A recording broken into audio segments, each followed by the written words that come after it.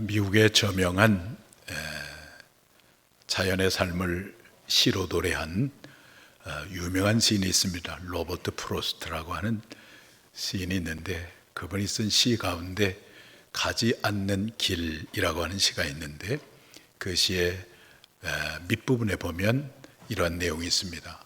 숲을 걸었다. 길이 두 갈래로 갈라졌다. 나는 인적이 드문 길을 택했다. 그리고 모든 것이 달라졌다. 거기 보면 나는 인적이 드문 길을 택했다라고 하는 구절이 있습니다. 인적이 드문 길, 바로 그 길은 어떤 길이겠습니까? 아무도 가지 않는 길, 바로 예수님의 길이 아니겠습니까? 그 예수님의 길은 인적이 드문 길, 아무도 가려 하지 않는 길 같지만, 그러나 바로 그 길을 갈 때 우리의 삶은 모든 것이 달라질 것입니다. 그러나 세상의 길은 넓은 길입니다. 누구나 가는 길입니다. 그 길은 비인격적인 길이고 관계에서 벗어나는 길이고 사랑에서 유리된 길입니다. 외부에서 강요된 길입니다. 그 길을 가는 동안에 무엇인가 얻은 것 같고 쌓아놓는 것 같지만, 그러나 거기에는 하나님의 창조와 구원의 복이 없습니다. 하나님의 창조와 구원의 복을 얻고 누리기 위해서는 나에게 익숙한 길을 내려놓고 주님의 길을 선택해야 합니다. 그럴 때 그 후에 모든 것이 달라지는 축복이 우리에게 있습니다. 오늘 본문을 보시면 아람의 나아만 장군이 소개되고 있는데, 아람의 군대 장관이라고 오늘 말씀에 소개하고 있습니다. 나아만은 위기에 빠진 아람이라고 하는 자기 조국을 건진 왕으로서, 장군으로서 왕 앞에 존귀한 사람이고 큰 용사였습니다. 대단한 장수인 것이죠. 나아만이라고 하는 이름은 뜻이 부족함이 없다, 또 아쉬울 것이 없다라고 하는 그런 의미가 있는데, 그 이름값에 걸맞게 나아만은 그야말로 부족함이 없는 사람이었어요. 아쉬울 것이 없는 사람이었어요. 그러나 너무나 안타깝게도 나아만은 그럼에도 불구하고 나병에 걸려서 나병 환자였습니다. 그 당시 나병은 저주의 상징이었습니다. 살아있으나 죽은 목숨이나 마찬가지였습니다. 이 세상의 영화와 부귀와 명예와 권력을 다 가졌지만 나병에 걸림으로 그 모든 것이 아무런 의미가 없는 사람이 되고 만 것입니다. 그런데 그가 자신이 늘 가던 길, 명예와 자존심과 체면을 붙잡는 그 익숙한 길을 버리고 인적이 드문 길, 예수님을 만나는 만남의 길을 택함으로 그는 모든 것이 달라진 새 사람이 되는 축복을 받았습니다. 어쩌면 나아만의 모습은 우리의 모습이요, 또 나아만의 이야기는 우리의 이야기인지 모릅니다. 나아만이 주님을 만나서 고침을 받고 달라진 것처럼 하나님은 오늘 한 분 한 분이 우리의 가지고 있는 모든 걸 내려놓고 주님을 만남으로 우리의 영혼과 육체의 질고에서 고침을 받고 새 사람이 되고 새로운 삶을 걷게 되기를 원하십니다. 어떻게 하면 우리도 영과 육의 질병에서 고침을 받고 새 사람이 될 수 있겠습니까? 첫째, 하나님 없는 나는 연약한 존재임을 인정하는 것입니다. 오늘 1절 말씀을 다 같이 보겠습니다. 아람 왕의 군대 장관 나아만은 그의 주인 앞에서 크고 존귀한 자니 이는 여호와께서 전에 그에게 아람을 구원하게 하셨습니다. 그는 큰 용사이나 나병 환자더라. 그는 큰 용사이나 나병 환자더라. 이렇게 말씀하고 있어요. 나아만은 아람 왕의 군대 장관이었습니다. 아람을 구원한 장수였기 때문에 큰 용사, 장수 중의 장수였습니다.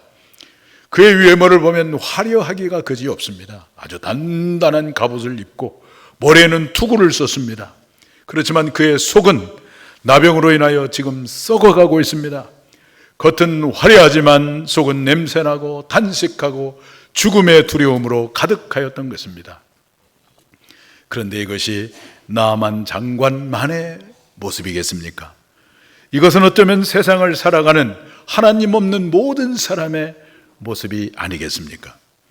사람들은 경제적으로 잘 살기만 하면, 좋은 환경에 살기만 하면 내면 속에는 수많은 갈등과 아픔이 없어질 것이라고 생각을 합니다. 그런데 이상하게 국민소득이 높은 나라, 잘 사는 나라일수록 자살 지수가 높고 허무 지수가 높고 이혼 지수가 높고 중독 지수가 매우 높습니다. 잘 살지만 사람들이 그토록 가져보고 싶은 인기와 명예와 권력과 부를 다 가지고 있지만 그들 마음속에 진정한 빛, 하나님의 빛이 없기 때문에 그들의 내면 속에는 허무와 슬픔과 아픔과 눈물과 고독의 어둠이 짙게 깔려 있는 것입니다. 창세기 1장 2절을 보시면 빛이 없는 세 가지 상태에 대해서 말씀을 하고 있습니다. 한번 읽어볼까요? 땅이 혼돈하고 공허하며 흑암이 깊음 위에 있고, 혼돈과 공허와 흑암, 하나님의 빛이 없는 상태를 그렇게 말씀하고 있어요. 혼돈은 무질서를 말하고, 공허는 텅 빔을 말하고, 그리고 흑암은 어둠입니다. 빛이 없는 인생은 아무리 세상적인 부와 명예와 권력과 주기를 가지고 있어도 그의 내면이 텅 비어 있어요. 공허할 뿐입니다. 그래서 불란서의 아주 유명한 철학자이면서 수학자였던 파스칼이라고 한 사람이 이런 얘기를 했어요. 한번 읽어보겠습니다. 모든 인간의 마음속에는 허무의 공백이 있다. 이것은 다른 어떤 것으로도 채워질 수 없고 오직 인간을 창조하신 하나님에 의해서만 채워질 수 있다. 이 파스칼이 이 고백을 그냥 해본 것이 아니라 자기 자신의 처절한 삶의 경험에서 나온 그런 고백이었습니다. 파스칼이 그 당시 17살 때에 프랑스 학계를 깜짝 놀라게 할 새로운 수학의 혁신적 논리를 개발했고 20세에는 이 프랑스 학교와 귀족 사이에서 20살밖에 되지 않았는데 유명한 인사가 되고 말았습니다.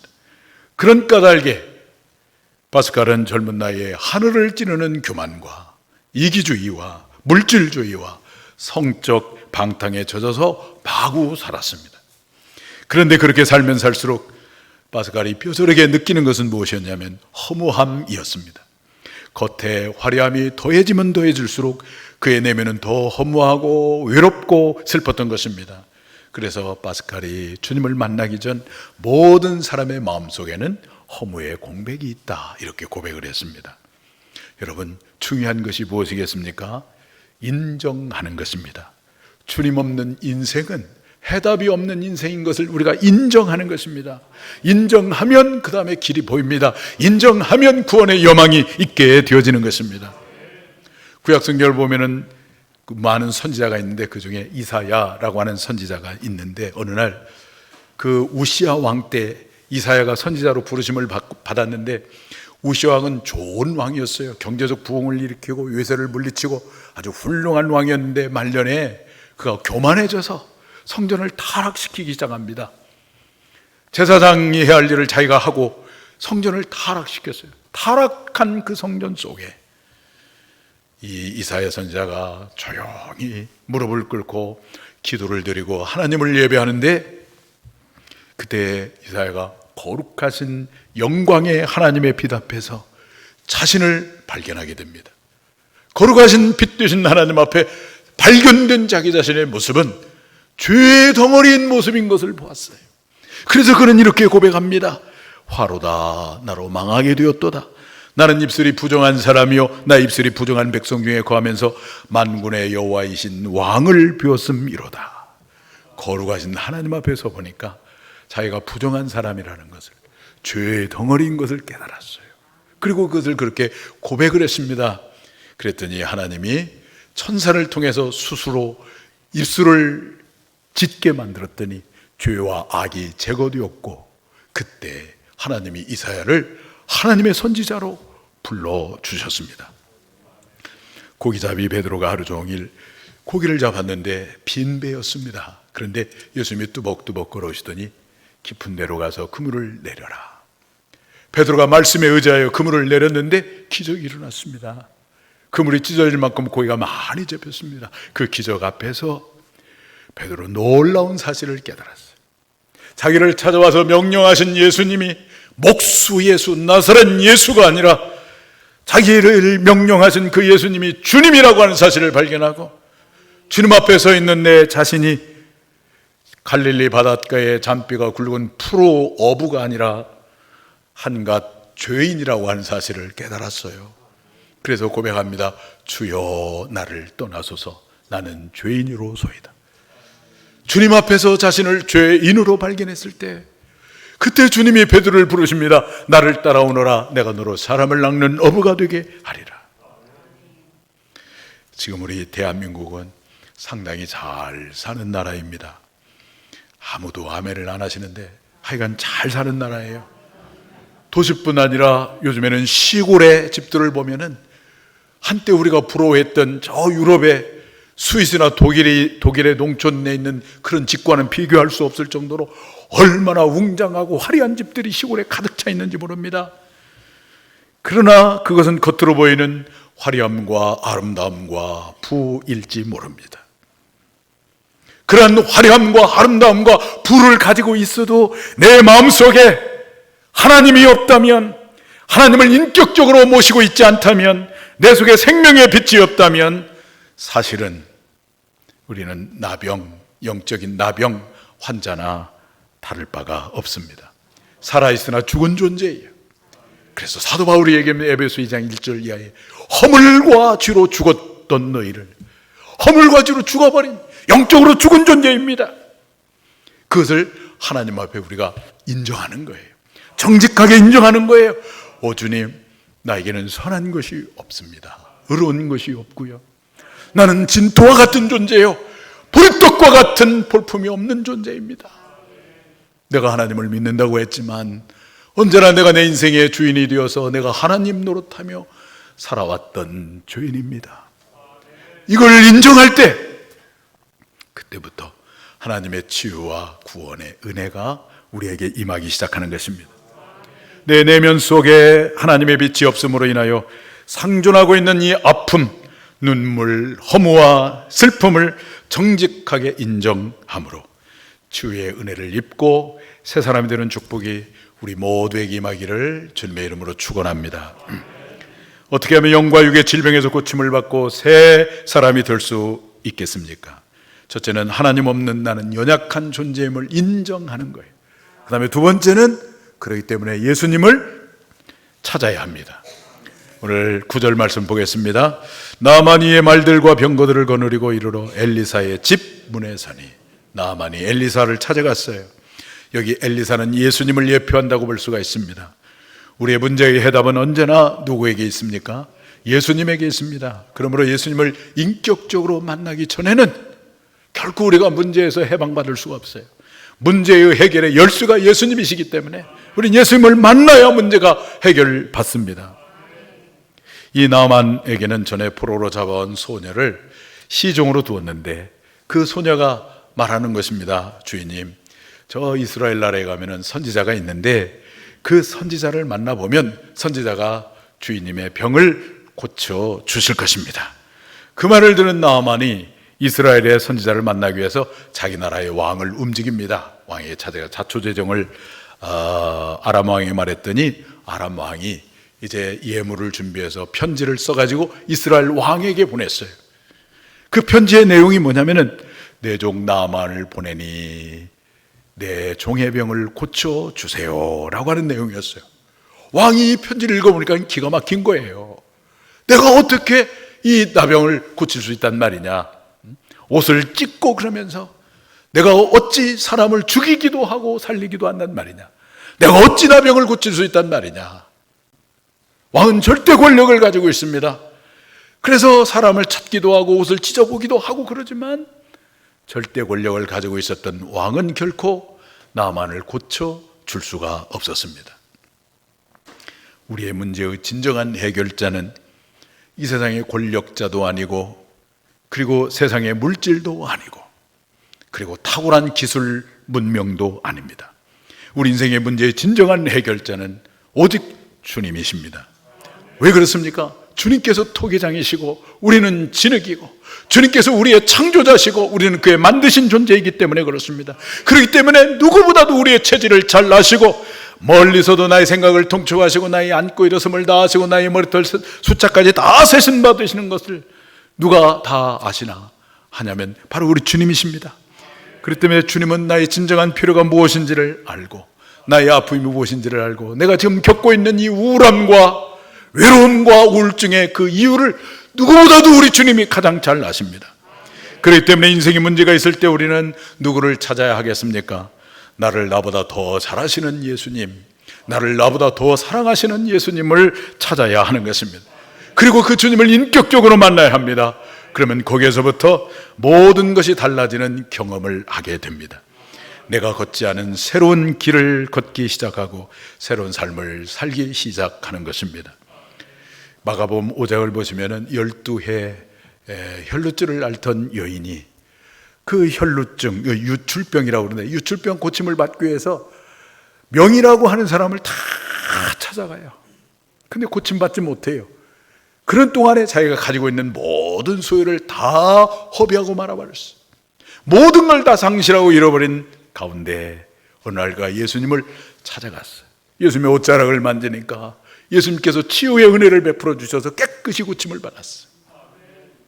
예수님을 만나기 전에는 그는 결코 자기 자신의 문제를 해결받을 수가 없었는데, 예수님을 만나니까 그의 모든 문제에서 그가 해결을 받게 되었습니다. 그런 의미에서 오늘 본문에 이 나아만이 엘리사를 찾아왔다고 하는 것은 얼마나 소중한 희망이 쌓이는지 모릅니다.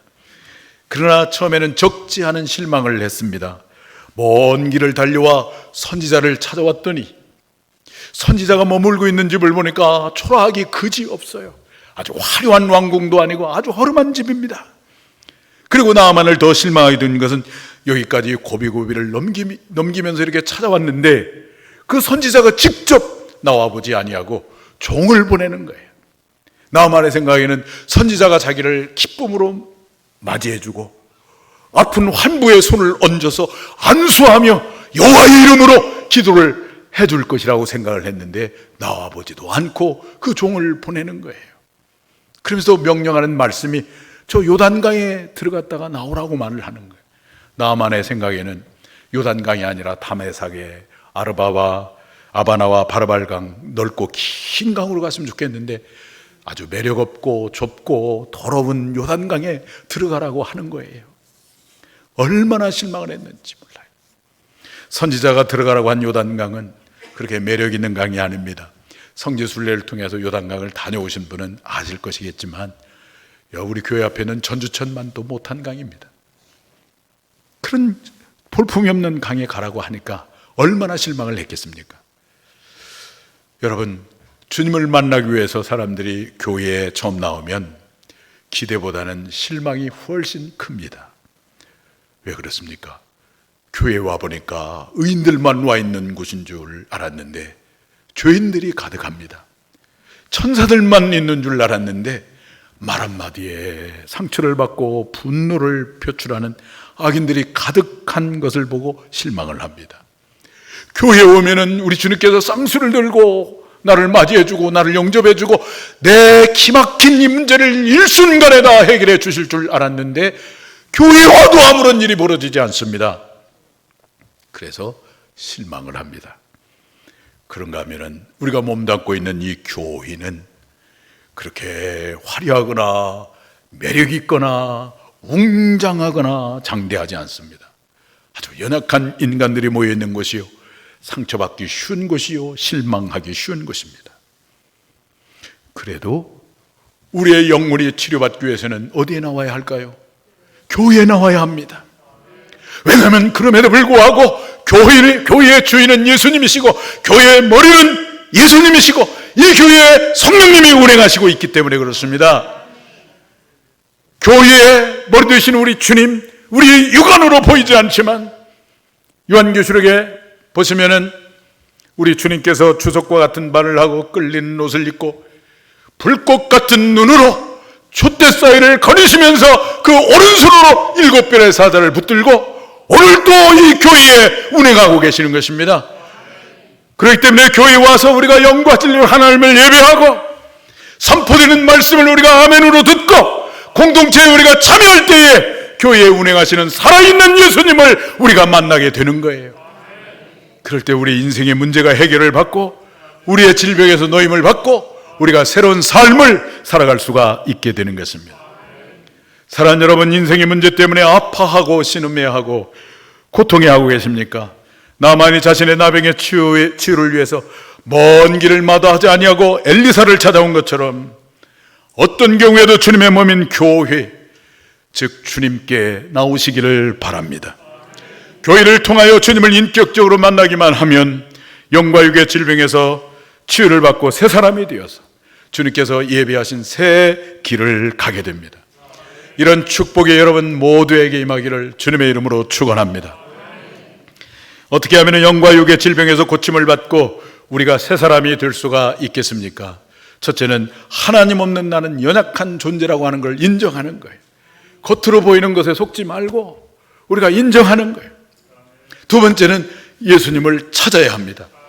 그리고 세 번째는 말씀에 순종하셔야 합니다. 오늘 14절 말씀을 다 같이 보겠습니다. 나아만이에 내려가서 하나님의 사람의 말대로 요단강에 7번 몸을 잠그니 그의 살이 어린아이의 살같이 회복되어 깨끗하게 되었더라. 이 별 볼 일 없는 요단강에 들어가라고 했을 때 나아만이 화를 내고 돌아가려고 했는데 그 나아만의 그 종들이 권유하니까 마음을 가다듬고 이제 나아만이 말씀에 순종을 합니다. 교회가 그렇게 화려하고 웅장하고 장엄하지 못하고 매력이 없어 보이고 볼품이 없어 보여도 여러분, 우리는 주님의 몸인 교회에 와야 합니다. 교회에 오셔서 나의 생각과 편견과 선입관을 다 버리고 주님의 말씀을 듣고 순종할 때 거기에 기적이 일어나는 거예요. 주님의 말씀을 듣고 순종할 때 주님을 만나는 사건이 생기는 거예요. 주님을 만나는 사건을 통해서 내가 그동안 가지고 고통해하고 있었던 그 질병에서 우리는 노임을 받고 이제 새 사람이 되는 경험을 할 수가 있게 되는 것입니다. 순종은 순종하기까지가 어렵습니다. 그러나 순종하면 기적이 일어납니다. 순종하면 하나님의 역사가 나타납니다. 나아만이 순종하기까지 자신을 지탱해 준 그 화려한 그 계급장, 이 계급장 붙들고 살았거든요. 장관이라고 하는 직위를 붙들고 살았거든요. 근데 그 계급장을 떼고 자신의 수치를 감추고 있는 이 군복을 벗고 순종하기 위해서 무엇을 드러내야 했습니까? 자기 속에 감추고 있는 나병이라고 하는 수치를 드러내야 했습니다. 얼마나 어려운 일이었겠습니까? 한순간에 자존심이 와르르 무너지는 것입니다. 그렇지만 그는 순종했어요. 그래서 순종의 첫걸음은 자존심을 내려놓는 것입니다. 자존심을 가지고 있으면 순종이 안 돼요. 또 순종의 두 번째 단계는 자신의 생각을 내려놓는 것입니다. 다메섹의 그 맑고 긴 강이 아니라 좁고 더러운 요단강에 들어가려고 하는 것에 대해서 나아만은 결코 동의하지 않았어요. 그러나 나중에 그 모든 생각을 내려놓고 자기의 어떤 선입관을 다 내려놓고 요단강에 들어갔습니다. 하나님께서 오늘날 아브라함을 부르실 때 아브라함아 본토지자 아비집을 떠나서 너는 가라 그랬어요. 아브라함 보고 가라고 했을 때 거기에는 수식어가 붙지 않았어요. 네가 가면 내 마음이 좋겠다. 뭐뭐 하면 뭐뭐 해줄 테니까 가라. 이런 조건과 수식어 붙지 않았어요. 그냥 가라 그랬습니다. 그 명령에 아브라함은 그대로 순종했습니다. 여러분, 이것이 진짜 순종인 것입니다. 우리의 생각을 내려놓는 것입니다. 조건을 내려놓는 것입니다. 앞길을 우리가 계산하지 않는 거예요. 그냥 가는 거예요. 이것이 진짜 순종입니다. 순종의 세 번째는 끝까지 순종하는 거예요. 요단강에 들어갔다가 나와라 이렇게 말하면 될 텐데 7번 들어갔다 나오라 이렇게 말씀하고 있는 것입니다. 참된 순종은 일시적인 것이 아니라 끝까지 하는 것이기 때문입니다. 순종하기 전 나아만은 나병 환자였습니다. 그 당시에 살아있으나 죽은 목숨이나 다름이 없었습니다. 그렇지만 순종한 다음에 그는 새 사람이 되었습니다. 자신의 체면과 자존심과 지위와 또 직위에 대해서 이제는 완전히 자유하는 축복의 사람이 되었어요. 그것에 얽매이지 않습니다. 최고의 축복입니다. 여러분, 우리가 하나님을 만남으로 전혀 새로운 피조물이 되는 거예요. 그래서 사도 바울이 고린도 교회를 향해서 크게 외쳤습니다. 누구든지 그리스도 예수 안에 있으면 새로운 피조물이라 이전 것은 지나갔으니 보라 새 것이 되었도다. 당시 고린도 교인들 예수 믿기 전에 성적으로 방탕하고 타락하고 우상숭배에 찌들고 도무지 하나님의 백성답지 못한 것이죠. 하나님의 백성이라고 말할 수가 없는 것이죠. 그래서 그들은 정죄감에 시달리고 있습니다. 죄책감에 빠져 있습니다. 그들을 향해서 바울이 외치는 거예요. 누구든지 그리스도 예수 안에 있으면 새로운 피조물이라. 이전 것 과거의 것은 다 지나갔다. 보라, 여러분들은 새 사람이 되었도다. 이렇게 말씀하고 있는 거예요. 과거가 어떠하든 우리가 나의 죄됨을 인정하고 주님의 몸된 교회에 와서 주님을 인격적으로 만나기만 하면, 그리고 그 말씀에 우리가 순종하기만 하면 우리는 모든 영과 육의 질병에서 고침을 받고, 그리고 우리는 새 사람이 되고 하나님이 예비하신 이 새로운 길을 가게 되는 거예요. 여러분, 우리의 겉옷, 자존심과 체면의 옷을 벗고 나는 주님이 정말 필요한 사람임을 인정하고 주님을 찾으십시오. 그러기 위해서 주님의 몸된 교회를 찾으십시오. 그리고 나의 편견과 생각을 다 내려놓고 주님의 말씀에 순종하되 끝까지 순종하십시오. 그러면 주에서 구원받고 상처가 치유되고 이제 모든 것이 달라지는 새 사람을 입을 것입니다. 파스칼 얘기를 했습니다마는 이 파스칼이 젊은 나이에 세상적인 명예와 부를 다 누렸지만은 허무함을 견딜 수 없었던 이 파스칼이 이제 자신의 모든 것을 다 내던지고 십자가에서 나의 죄와 수치와 허무와 슬픔을 다 담당하신 주님을 만났을 때 얼마나 감격스러웠는지, 그때의 그 감격을 이렇게 고백을 했습니다. 은총의 해 1654년 11월 23일 월요일 밤 10시 30분 그 짧은 시간에 나는 하나님을 만났다. 철학자의 하나님이 아니고 지성인과 지식인의 하나님이 아니고 아브라함과 야곱과 이삭의 하나님, 살아계신 하나님 야훼 하나님을 만났다.